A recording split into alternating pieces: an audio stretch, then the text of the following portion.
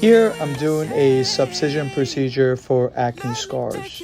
Subcision is a very helpful procedure for treatment of a form of acne scars called rolling scars, and often combined with other procedures like laser resurfacing or Fraxel.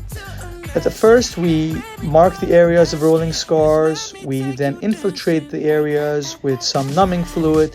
The numbing fluid not only numbs the areas, but it also decreases bleeding. Then, with a special needle or a special instrument, I actually insert in the areas of scarring and I free up the scars that are tethering those areas of the skin to the underlying tissue, giving the abnormality in texture and depressions and other color changes. This procedure is extremely helpful in improving rolling scars. 1 to 3 sessions are necessary.